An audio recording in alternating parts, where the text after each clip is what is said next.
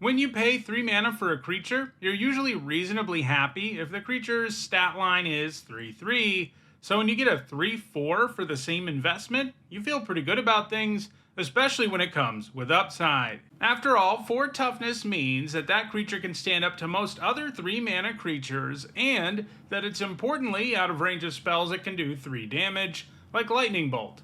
I've looked at 3 mana 3/4s in the past, but it was about 3 years ago at this point, and the list has undergone a lot of change over the last few years, as 3 mana 3/4s have become increasingly common, so it was definitely time for an update. In this video, we'll take a look at the 3 mana 3/4s that were on the 2022 list that didn't make it this time, as well as the current top 10, which will contain the 10 3 mana 3/4s that have left the biggest impact on competitive Magic the Gathering.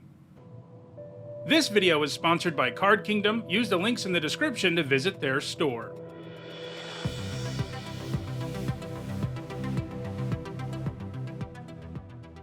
Here's a quick reminder on how I rank cards in these videos. A first tier top 8 is worth 2 points. This includes events like Pro Tours, and a second tier top 8 is worth 1 point. This includes events like Regional Championships.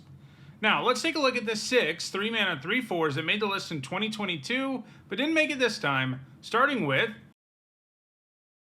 Stitched Drake, which was at number 10 last time. For 1 generic and 2 blue, it comes with flying, but you have to exile a creature card from your graveyard as an additional cost to cast it. That means you can't cast this at all without a creature in the graveyard, and that takes some legitimate setup, but in return you get a nicely efficient creature, especially for 2011, when this card was originally printed. In Standard it was played in Illusion decks, and in Pauper it's been used in Delver. Both could pretty easily put creature cards in graveyards, so the downside didn't really matter. However, Stitched Drake doesn't have any top 8 since 2019, so it's never going to make its way back on the list. Next, there's Cemetery Prowler, which was at number 9 last time. It costs 1 generic and 2 green, comes with Vigilance, and when it enters or attacks, you exile a card from a graveyard. Then, spells you cast that share a type with the cards that the Prowler has exiled cost 1 generic less to cast. You can tell that this is from a very different era of design than Stitched Drake.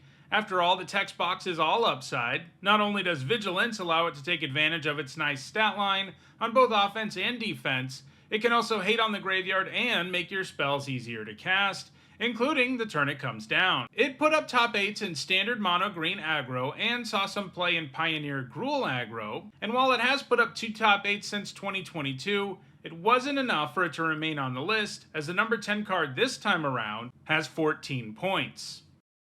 Next, there's Phyrexian Ironfoot, which was at number 8 last time. It costs 3 generic mana, and it's a snow artifact creature that doesn't untap during your untap step, but you can pay 1 generic and 1 snow mana to untap it.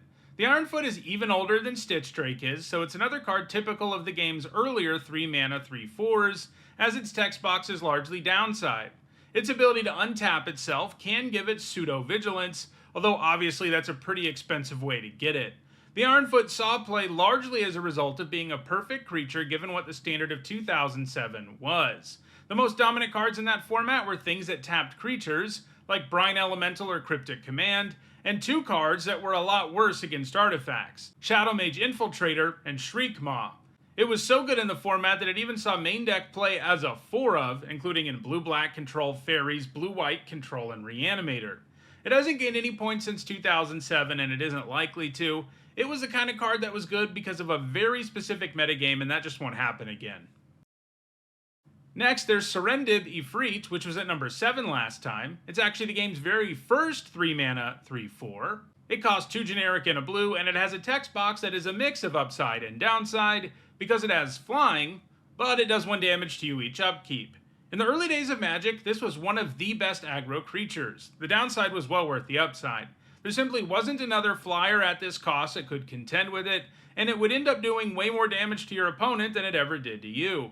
It appeared in 2 decks to top 8 Magic's very first competitive event, the 1994 World Championship, and it saw play into 1996. It hasn't gained any points since then though, and in the formats it is legal in, the average creature these days is far more powerful than the Efreet.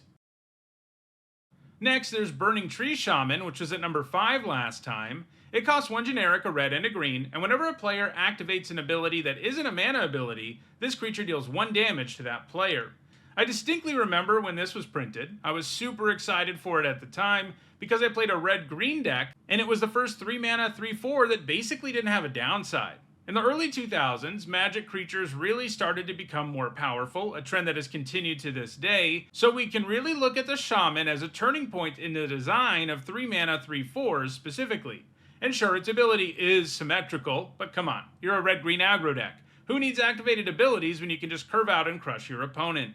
In that style of deck, the Shaman just makes your opponent's lives more difficult as they try to use activated abilities to survive.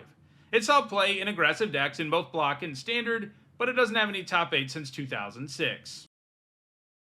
And the last card to lose a spot on the list is Feather the Redeemed, which was at number 6 last time. For 1 red and 2 white, it comes with flying, and anytime you cast an instant or sorcery that targets a creature you control, you exile that card instead of putting it into your graveyard as it resolves, and if you do, you return it to your hand at the beginning of the next end step. So, not only does Feather have great flying stats, this angel is also great with combat tricks and other spells that are used to target it. A lot of the time, using an instant or sorcery to buff a creature just isn't worth it, since it ends up being a card you use up for nothing but damage, and then there's the risk of getting 2 for 1. But Feather solves both problems. Even if the creature you target with an instant or sorcery dies, you're going to get it back, and the very fact you get it back makes Feather's ability into a pretty serious value engine, especially when they don't kill the creature and you get the buff. If you go with something like Defiant Strike, you're also going to be drawing lots of extra cards, and if you're using creatures that like to be targeted like 10th District Legionnaire, things quickly get out of hand. There have been Feather decks in both Standard and Pioneer that look to take advantage of this ability. However, while they were both factors at times, they were never really the deck to beat or anything, and while Feather has gained 2 points since 2022, it wasn't enough for it to stay on the list, and it looks unlikely to ever reclaim one. Alright, now that we've looked at the 5-mana 3/4s that made the list in 2022 but didn't make it this time, it's time to move to the list proper. But before we do, I want to ask you to subscribe to this channel if you haven't already. I put out lots of Magic content and it's free to subscribe, and you'd be helping me reach the milestone of 100,000 subscribers, which I'm trying to do before the end of the year. At number 10, it's Kethis the Hidden Hand. It's a newcomer to the list, but not because it's brand new, but it only had 6 points back in 2022, and it's done enough since then to find itself at number 10. For a white, a black, and a green, it's a 3/4 that loves legendary stuff. It makes legendary spells cost 1 generic less mana. It also has an activated ability where you exile 2 legendary cards from your graveyard, and until the end of your turn you can cast legendary cards from your graveyard. So Kethis is great in a deck with lots of legendary cards, and its ability is great for comboing off with them. Its potential was first unlocked in Pioneer. Once you had Hope of Girapur and or 2 Mox Ambers in your graveyard and a Diligent Excavator in play, you could easily mill your entire library. You would repeatedly play and sacrifice the Hope, or play a second Mox Amber and put one into the graveyard because of the legend rule, and you'd tap the Mox Amber for mana every time too. Then once you had enough fuel in your graveyard to go off, you would start casting those legendary artifacts from your graveyard and use the excavator to mill out your opponent. This combo was surprisingly consistent, and it resulted in Kethis getting banned out of Pioneer before it could ever really get going. However, Kethis has remained legal in both Historic and Modern, where it's continued to allow decks to combo off. In Modern, you also have Mox Opal in the mix alongside the Amber, and you can use Grinding Station to do all the milling, making the combo even easier to achieve. While Kethis combo has never really been a dominant deck in Modern, it does have a top 8 as recently as this year, so Kethis is likely to put up more top 8s in the future, although I wouldn't expect it to rocket up the list or anything either. At number 9, it's Svyelun of Sea and Sky. Like Kethis, this is a newcomer to the list that did exist back in 2022, it just didn't have enough points last time, and it's done enough in the time since then to make the list. This Merfolk god costs 1 generic and 2 blue, and as you'd expect of a god of the Merfolk, it really likes them. It gives all of your other Merfolk Ward 1, and if you have at least 2 other Merfolk, it becomes indestructible. Anytime Svyelun attacks, you also get to draw a card, so it makes your Merfolk harder to kill, makes itself harder to kill, and is likely to draw you even more Merfolk, making it quite powerful. It's from Modern Horizons 2, and that means the only 60-card formats it's legal in are Modern, Legacy, and Vintage, and unsurprisingly, it's been played in Merfolk decks, especially in Modern. It's likely to put up more top 8s in the future, and it could move up the list. At number 8, it's Thief of Existence, a newcomer to the list that only got printed last year. For one generic, a colorless, and a green, it's an Eldrazi with Devoid, which means it's colorless despite its mana cost, and like many Eldrazi, it has a cast trigger. In this case, you exile up to one target non-creature, non-land permanent opponent controls with a mana value of 4 or less. If you do, the Thief gains. When this creature leaves the battlefield, target opponent draws a card. Like Svyelun, the Thief is from a Modern Horizons set, in this case Modern Horizons 3, so it's never been legal in Standard or Pioneer, but that's okay, because the effect is arguably better in Modern, Legacy, and Vintage. Anyway, you're not always going to have a target for the Thief's trigger, because not everyone is going to have a 4 mana or less non-creature, non-land in play, but it feels amazing when it does have something to go after, especially when it's a Planeswalker or something else really powerful. In fact, when they designed it, they had it in mind as a great counterplay against the super powerful Teferi, Time Raveler. Importantly, your opponent never gets their card back either. Sure, they get to draw, but that draw is completely random, and on average going to be significantly worse than whatever the Thief exiled. So yeah, adding this efficient body to the board and taking a permanent off your opponents feels pretty incredible when it lines up. And it lines up often enough for it to be a pretty good card. Most of its top 8s have come in Modern, where it appears both in Eldrazi decks and in Brood-scale Bloodchief combo decks. It's in a good spot to keep racking up top 8s, especially in Modern. At number 7, it's Rhox War Monk, which has fallen 3 spots since 2022. For a green, a white, and a blue, it comes with lifelink, and that's it. That was some pretty significant upside with no downside back in 2008 though, as evidenced by the fact that it saw significant play in 4 different formats between 2008 and 2011. That success has been enough for it to keep a spot on the list, but it might not be so lucky next time I revisit it. At number 6, it's Titania, Voice of Gaea, a newcomer to the list that got printed in late 2022. For 1 generic and 2 green, it comes with Reach, and whenever 1 or more land cards are put into your graveyard from anywhere, you gain 2 life. So if you're a graveyard deck that's good at recurring lands, this can help you find the time to do that nonsense by gaining you life. The upside doesn't end there though. At the beginning of your upkeep, if you have 4 or more lands in your graveyard and you both own and control Titania, as well as Argoth, Sanctum of Nature, you exile them and meld them into the powerful Titania, Gaea's Incarnate.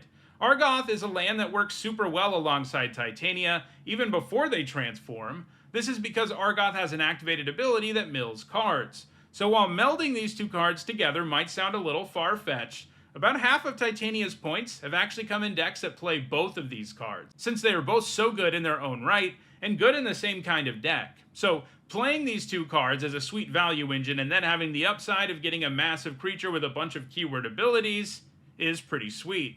Unsurprisingly, Titania has been played in graveyard and land-oriented decks in multiple formats. In Standard, its most frequent home was in legendary creature-focused decks that played Kamigawa channel lands like Otawara. These powerful lands can be discarded for spell-like effects, and anytime you do that with Titania in play, you're also going to gain 2 life. These decks also had ways to recur those lands, most notably with Slogurk, who, like Titania, also likes it when lands go to the graveyard, and of course it can bring channel lands back too, allowing you to continuously channel those lands. More recently, it's been played in Aftermath Analyst decks in both Standard and Pioneer. These are graveyard-oriented ramp decks that mill a bunch of lands and then use the Analyst to bring a bunch of lands back all at once, and you can see how Titania works nicely there. In Modern, it's appeared in Life from the Loam decks, which use that powerful Dredge spell to both mill a bunch of lands and return them to your hand for value. And in Legacy, Titania is played in disruptive creature decks that like to recur Wasteland, a land that lets them destroy opposing lands. So Titania has seen play in multiple formats, and while it'd be difficult to say it's heavily played in any of them, it is played in all of them. And as long as there are land-oriented decks around, Titania is likely to continue to put up top 8s. At number 5, it's Thrashing Brontodon, which has really taken a tumble since it was the number 1 card on the list last time. It costs 1 generic and 2 green, and you can pay 1 generic and sacrifice it to destroy target artifact or enchantment. It's pretty nice having an efficient 3-drop creature that can pressure your opponent while also coming with the added utility of being able to give itself up to deal with a couple of problem permanent types. Basically, this lets you play mainboard artifact and enchantment hate without having to give up anything when it comes to curving out. This led to the Brontodon seeing regular play the first few times it was in Standard.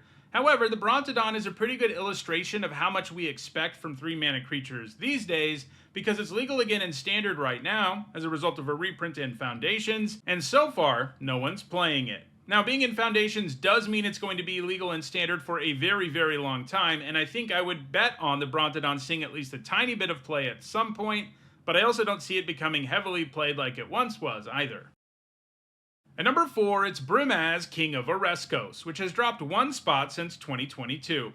For 1 generic and 2 white, it comes with Vigilance, and when it attacks, you put a 1/1 Cat Soldier token with Vigilance onto the battlefield attacking, and when it blocks, you put a 1/1 White Soldier creature token with Vigilance onto the battlefield blocking the same creature Brimaz is. In other words, whatever he does on the battlefield, whether it's attacking or blocking, he brings a 1/1 token friend along. Brimaz is a creature with great stats that can very easily spit out extra creature tokens, and because of Vigilance, it's possible for you to get at least 1 token every single combat. And it also makes it very hard for your opponent to successfully block or attack with Brimaz in play, especially if he comes down on schedule. Basically, Brimaz lets you play offense and defense really effectively. This has allowed it to be the kind of card that at times, aggro, mid-range, and control decks have been interested in. For example, while in Standard you were just as likely to see this thing on the battlefield if you were playing against blue-white control as you were if you were playing against Boros aggro. In Pioneer, it's most frequently appeared in the sideboard of blue-white control decks, and in Modern and Legacy it's made sporadic appearances in Hate Bear and Death and Taxes, respectively, both of which are disruptive creature decks. Brimaz doesn't have any top 8 so far in 2025, but he's still a very strong creature, and I can't count him out entirely. That said, the 3 cards in front of it are currently active too, and already have a huge lead on him, so number 4 on this list is probably the best Brimaz can do.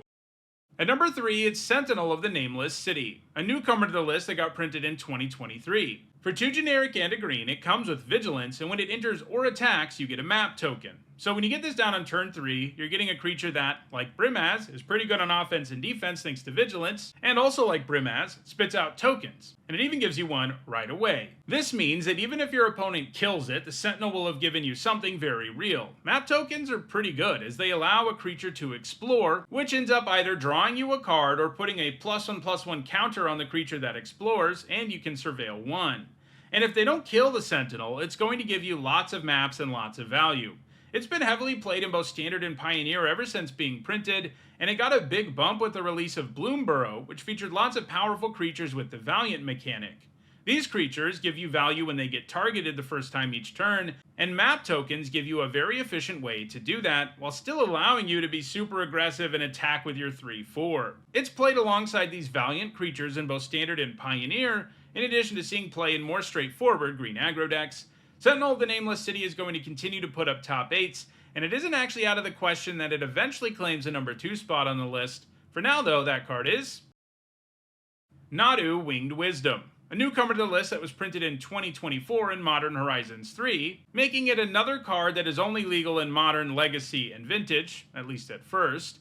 It comes with flying, and it gives all of your creatures a super insane triggered ability. Whenever one of them becomes targeted by a spell or ability, you reveal the top card of your library. If it's a land card, you put it on the battlefield, otherwise you put it into your hand. This ability triggers only twice each turn. This ability would be pretty good, even if it only counted your opponent's spells and abilities, because it would mean their removal spells get a heck of a lot worse, but the ability Nadu gives your creatures is way better than that, because it counts your spells and abilities too.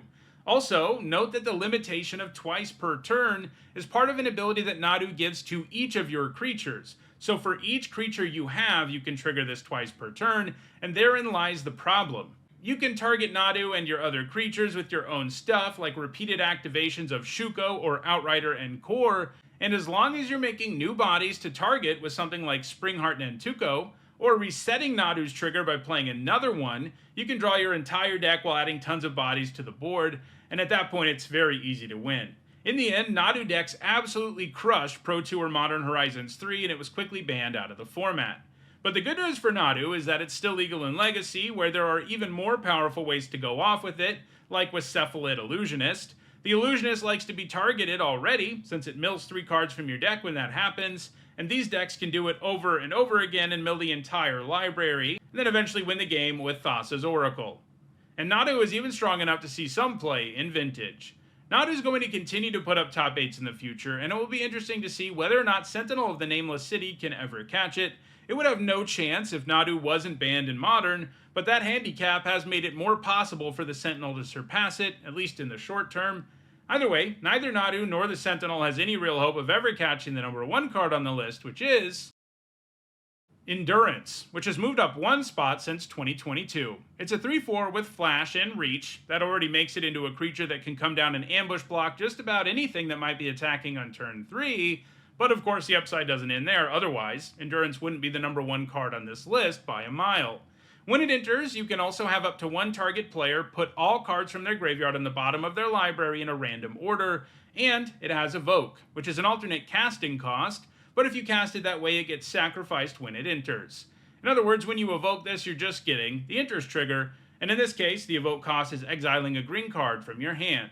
So this 3-mana 3/4 has those great stats, and it's an absolutely amazing card at disrupting the graveyard, especially because it can do its thing at instant speed, meaning it can blink a reanimation spell, or your opponent trying to win with Thassa's Oracle, or any other graveyard nonsense your opponent might be trying to pull off. And you can even do it when you're entirely tapped out thanks to Evoke.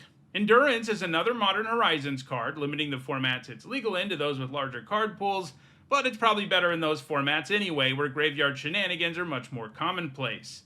And Endurance usefulness doesn't even end there. You can choose to shuffle your own graveyard into your library too, and while that's useful less often, Endurance is used that way a significant percentage of the time, either because your opponent is playing a mill deck, something that you definitely see in Modern, or because you're a self-mill deck that went a little bit too hard. All of this has resulted in Endurance seeing heavy play in Modern and Legacy, and significant play in Vintage too, and that's not going to change. It's one of the best ways to hate on the graveyard in the game, especially because you can run it in your main deck as a nice efficient creature, so you have access to this powerful card even in Game 1. Endurance is going to remain the number 1 card on this list for the foreseeable future, as it has a massive lead, and it's still highly active. So, those are the best 3-mana 3/4s in Magic the Gathering. If you want to own any of these really efficient creatures, check out the description where you can find a direct Card Kingdom link for each card that appeared in the video. If you want to make sure you catch future videos, don't forget to subscribe, and if you want to catch up on past videos, including more that look at creature stat lines, you should see a playlist on your screen shortly. Thanks for watching.